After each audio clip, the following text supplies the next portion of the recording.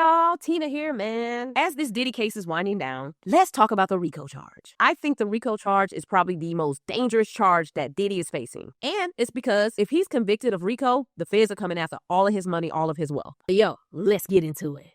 Legally locked, truth don't stop. Courtroom drama, we stay on top. Hit subscribe, you know the vibe. Like my page, get ready to ride. Legal cases, law unpacked. Click that play and don't look back. Legally locked, legally locked. All right, so right now Diddy has 5 charges. Number 1 is RICO. 2 is trafficking Cassie. 3 is transporting escorts to engage with Cassie.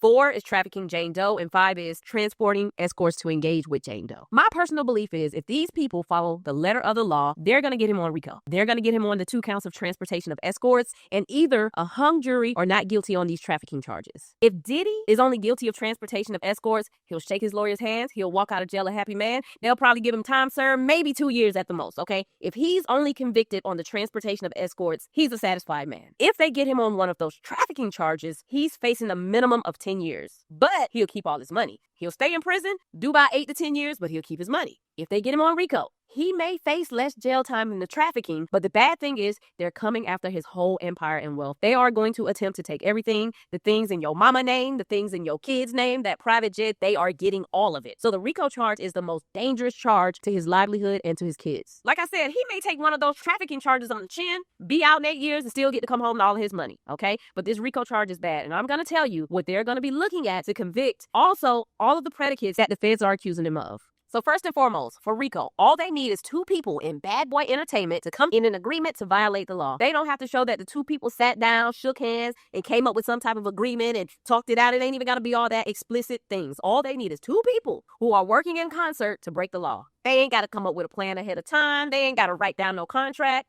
That's just simple. So many people have this false narrative that in order to be convicted of RICO, you have to have a criminal enterprise that's operating with the guise of making a profit, and that is not true. I hear so many lawyers who are trying to take Diddy's side, and they're saying, this is not a RICO enterprise. He didn't start Bad Boy Entertainment to make money and use crime, and it ain't got to be that, okay? All you need is 2 people committing crimes to further an agenda, which could be protecting Diddy, covering up Diddy's crimes, helping Diddy set up free calls, keeping Diddy happy. That's it. They don't have to be committing these crimes to make money for Bad Boy. People are thinking about the old style RICO cases where you have the mob or the mafia and they're all working in connection to make money either by extorting people or they're selling illegal medicine or they are involved with escorts, things of that nature. All these people are working together to make money for the mob. That's the old school RICO style. It don't work like that no more. You don't have to be working together to make money. You guys just have to be working together on some type of organized plan to break the law, okay? And I think by now, if you've been paying attention to this case, all of his employees have this understanding that we have to work together to make sure that Diddy is happy, to make sure he's getting all of his illegal medicine, setting up his hotel rooms, all these things. Another agenda that all of these people have in common is they all work together to protect his image and to cover up some of his crimes. That's the baseline of the RICO. You got one or more person working together to protect your image or to help you commit crimes, okay? They're accusing him of 8 predicate acts: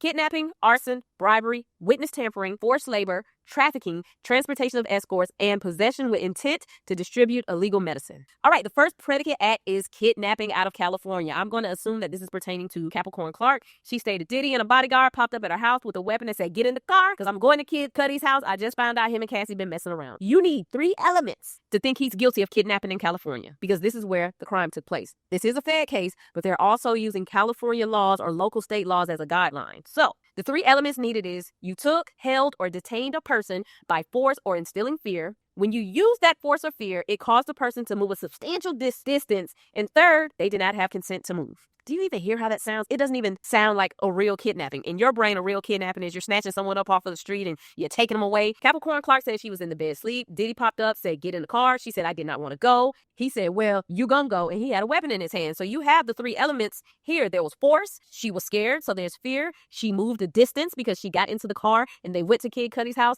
And at first, she did not consent to going. She said, hey, I don't want to go. I don't want to be involved. They say, where you going? Now, what's even crazier about this law is the kidnapping doesn't even have to actually go through for them to get him on this. They could get him with attempted kidnapping or aiding and abetting of kidnapping. But good luck for the prosecution, the kidnapping did go through because she got in the car and she was scared. They're also adding in kidnapping in New York. New York has different laws. If y'all remember, Capricorn Clark said they took her to this building, locked her in there, she couldn't leave, and she had to take a lie detector for 5 days straight. They brought her, put her in this old abandoned building, locked her inside, and she couldn't leave whenever she wanted to. The New York kidnapping is a little gray because she did admit that she consented to go every day because she was like, hey, I wanted to prove that I did not do this. They had pretty much accused her or had suspicion that when Diddy's $2 million worth of jewelry went missing, they wanted her to take a lie and take the test to see if she took it. And so she did consent to going there every single day, being locked in there to take that test. So I don't think they're going to get him on the New York kidnapping, but the California one is just like signed, sealed, and delivered. If you think Capricorn Clark is a reliable witness, which I think she was, you also have Cassie. Capricorn Clark was in the vehicle that night. Kid Cudi too, so I think they got him on that one.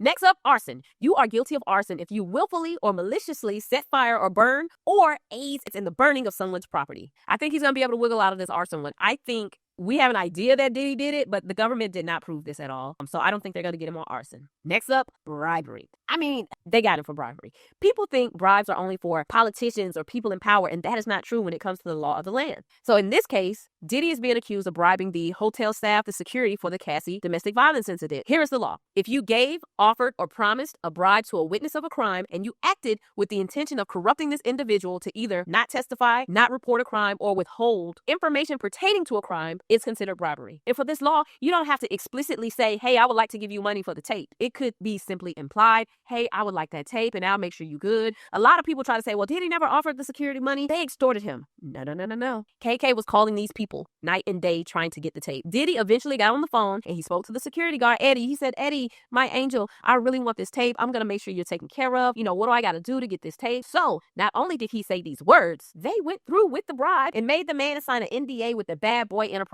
on the letterhead. I think they got him on bribery. I think they showed the freaking NDA in court. Another instance of bribery, let's not forget, Diddy assaulted Kerry Morgan, which was Cassie's friend. Allegedly, Diddy gave Cassie $30,000 to give to Kerry to shut her up. And I mean, that's bribery. You gave somebody money in attempts for them not to go to the law on you. I think they got him on bribery, all right? Next up is witness tampering. Witness tampering is when you either use intimidation, threats, or corruptly persuade someone to hinder, delay, or prevent the communication with the police. And man, he tampered with Cassie after the whole hotel incident. He called her and texted her, and they have these texts in court. Hey, please call me. The police are here. I'm going to lose my kids. I need you to call me. Please, please, please, please. So he witness tampered with Cassie. The security officer, he bribed them. That's witness tampering. Kerry Morgan, once again, the friend who he paid off for assaulting her, witness tampering. Capricorn Clark with the whole break-in situation at Kid Cudi's house. He told her to call Kid Cudi and tell him if he calls the police and implicates Diddy in the breaking into the home or trespassing on the home, that he was going to hurt Capricorn Clark and Cassie. And guess what? Kid Cudi never implicated Diddy. So not only did he witness tamper with Capricorn Clark, you witness tampered with Kid Cudi as well as Cassie all in one night. Like he witness tampered with 3 people in one night, okay? So I think they got him on that one. The next charge is forced labor. All right, so if an employer obtained labor through force, physical restraint, threats of harm, through some kind of scheme that will cause the individual to believe that by not performing or working, it may result in serious harm, that's forced labor. People tend to forget that Cassie was his employee. She testified about forced labor. Mia, the one who said she had to work for 4 or 5 days straight till she passed out. Diddy threatened her, abused her. Deontay, Cassie's stylist, testified about threats that he received from Diddy. Almost every single assistant testified about having to work these crazy hours and how Diddy would threaten them. I personally think forced labor has been proven through witness testimony. Even Brendan Paul, the guy who they said was his mule, testified today about how Diddy got upset because he didn't have the right fanny pack. He fired him. So, you know, Diddy would always have these people on pins and needles, scared of being fired. He would threaten them. He would even assault some of them. I think they got him on forced labor, okay? And KK was always in the mix with the forced labor. The next predicate act is trafficking. Pretty much if you use force, fraud, or coercion for intimate acts, that will pertain to Cassie and Jane Doe. I think that one's a little gray. I don't think that one's too clean cut. So I don't know about that one. But the next predicate act is the transportation of escorts for purpose of being intimate with them. This is pretty easy. I mean, we've heard testimony. We've seen text messages, flight records, accountant records for this crime many, many times. I think they have him on not only a charge for the transportation of the escorts, but it's going to also fall under one of his RICO predicate acts. And finally, the last one is going to be possession and distribution of medicine, flowers, snow, okay? Once again, we have text messages, bank records, witness testimony to prove that Diddy and other people got these items. So that would be your possession. And also, he he gave these items to other people. People think that distribution means that you're selling these large quantity of things, and that is not true. It is very simple. If I give you illegal medicine, snow, candy, whatever you want to call it, that is considered distribution because I distributed something to you. That's it. And 80% of the people who testified, a lot of his employees, said at some point Diddy did give them illegal medicine, snow, green, whatever you want to call it. So in my opinion, out of all 8 of these predicate acts, I think they got him 1/6 of the 8, clear as day, and they only need 2 of these acts. I think they got him 1/6 of them. I don't think that they've proven the arson and the trafficking beyond a reasonable doubt.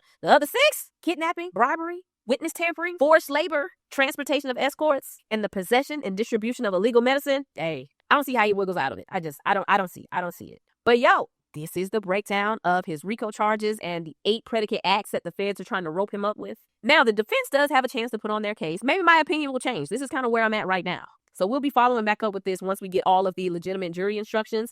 But right now, these are the 6 predicate acts I think they have him on. But yo, leave your comments below. Do you think Diddy can beat this RICO charge? Thanks for hanging out with me. Peace. Legally locked where the truth don't stop. Courtroom drama, we stay on top. Legal cases, law unpack. Click that play and don't look back. And hit subscribe, you know the vibe. Like my page, get ready to ride. Yeah.